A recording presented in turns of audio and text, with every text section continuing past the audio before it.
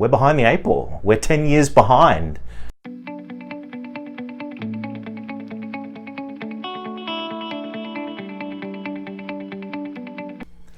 Good afternoon, it's Sunday the 14th of June 2020. I hope you've had an enjoyable week, and this is my weekly vlog. This week I lost 0.8 of a kilo, so I now weigh 100.8 kilos. So I'm 4.2 kilos down from when I started this weight loss challenge about 3 months ago. So 100.8 kilos, and I've lost 0.8 of a kilo over the past week. We're going to add another $100 onto our savings and investment challenge. So we now have a total of $700 in our savings and investment challenge account. We're $300 away from $1,000, so we have $700 for the S&I challenge. I want to give you an update regarding the books that I've been reading. So I'm going through the Ascent to Greatness. I am now about halfway through this book by Raymond McNair. I'm up to the election of FDR, Franklin Delano Roosevelt, who was the 32nd President of the United States. Fascinating read. I'm a big fan of history, so to read The Ascent of Greatness is something that I really enjoy. I'm also reading or going through The Art of War by Sun Tzu. I am just about halfway through that book. Interesting book about tactics, strategy, maneuvers when it comes to the art of war. A few other notable mentions. I'm also going through this book by Scott Pape. Scott Pape is an Australian finance guru or finance researcher, and also one of the people that you go to with regards to financial problems, financial education. So he's written the book The Barefoot Investor, so I'm up to past halfway reading that book. Neil Ferguson is a historian and a lecturer, and he is a Scotsman, but a really excellent author. And I'm going through his book, The Ascent of Money. This book goes through the history of money over the past 5,000 years, but he focuses in on the art of money, the development of financial structures, the financial system that we have in our world today, from about the 1500s. But I mean, he goes back further in history to ancient Rome, the Babylonians, but he focuses in more specifically from the Renaissance right on through to the global financial crisis of 2007 and 2008. I'm also going through Tony Robbins, who is a self-help life coach, as he refers to himself, but he's written this excellent book called Money Master the Game. So this goes through myths about money, myths about saving and investing. That's how thick the book is, and I've only read probably about between a fifth or maybe a tenth of the book, but so far it's been an excellent read and an excellent synopsis about the pitfalls of what people go through on a day-to-day basis and mistakes that they make financially and why we're in debt. So it's an excellent book by Tony Robbins. The book I want to focus in on is a book by an Australian journalist. She is still a journalist. For those of you who keep up to date with what's going on with the coronavirus situation in Australia, and whenever the Prime Minister or the Chief Medical Officer is speaking, you will sometimes see footage of journalists, and one of the journalists that's there and has written an excellent book is Michelle Grattan. Michelle Grattan has written a book called Australian Prime Ministers. Now, I love politics, I love religion, but unfortunately, the two most passionate subjects and subjects that people don't like to get into are the two things I love the most: politics and religion. But she has a book called Australian Prime Ministers, which goes through, not so much in depth, but it goes through the highlights of the political careers of these people, all the Prime Ministers of Australia. Now, this book was written, so 2008. This book was written when Kevin Rudd was Prime Minister for the first time back in November of 2007. So where you see that picture of him, Gillard's not there, Tony Abbott's not there, Malcolm Turnbull is not there, and our current Prime Minister, Scott Morrison, he's not there. But it goes through the highlights of the political careers of Australia's 3 or less than 3 dozen Prime Ministers. Now, on the front cover, you have the longest serving Prime Minister of Australia, Sir Robert Menzies, who was Prime Minister twice. And you have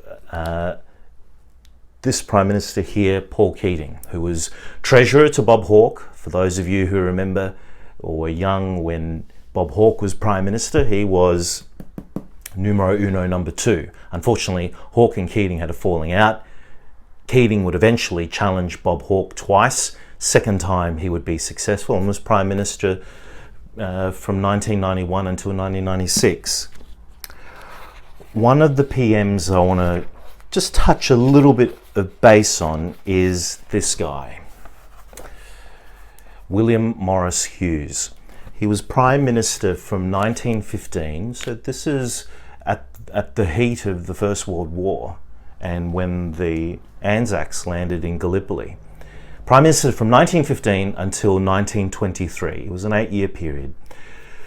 Billy Hughes, as he was known, was part of the first Parliament in 1901. So when Australia declared independence from Great Britain in 1901, Billy Hughes, who would eventually become Prime Minister 14 years later in 1915, he was part of that first Parliament, and he would remain in Parliament until he died in 1952, a 51-year career. Now, for a lot of these early Prime Ministers, these ones here, first 7, these are the pioneers of Australia's political system as we now know it. Australia is a parliamentary democracy. It has its own constitution. These guys were part of that formation of the constitution. They took a view, while they recognised that Britain guaranteed its protection, being the superior naval power at the time, these guys took a very positive view about the idea of Australia being independent. While they relied on Britain and then after that the United States on providing naval protection for the Commonwealth, these guys believed in formulating institutions, strengthening the federal government, and they had a concept where, as they were laying the foundations of Australia, I mean, some of these guys, these were part of trade unions. Andrew Fisher, he was very key in the trade union movement. Billy Hughes, who was Prime Minister, he was part of the Labor Party when he became PM in 1915. Very key in New South Wales as a union guy, believed in workers' rights, improving conditions for blue-collar workers, particularly in New South Wales and in Sydney. Was a controversial Prime Minister. He wanted conscription during the First World War and took it to a referendum twice and was defeated. Played a big role in the Versailles Treaty, not necessarily as big as, say, Clemenceau or Woodrow Wilson or Lloyd George, but one of his key aspects was the notion of ensuring that Australia had an independent voice. Now, it's within the context of Britain being, you had the British Empire, Britain being the naval protector for Australia, but Hughes and other of his contemporaries and those who were his predecessors believed in Australia being more self-sufficient, more independent, having a bigger voice on the world stage and ensuring that it stood up for its interests. How far we have come in 100 years from having prime ministers who believed in the notion of a more self-sufficient Australia. We now rely on other countries to provide for our wealth. We rely on other countries to provide for our military protection. So with that in mind, I think it's important that we think carefully. What is our future? Who will protect us? Who will provide for our prosperity? I believe it should be us. Shouldn't have to rely on another country for it. And that's one of the big questions that this nation will have to face in the next, or over the next 5 to 10 years. Because if we don't have that conversation, and unfortunately we've wasted 10 years knifing prime ministers,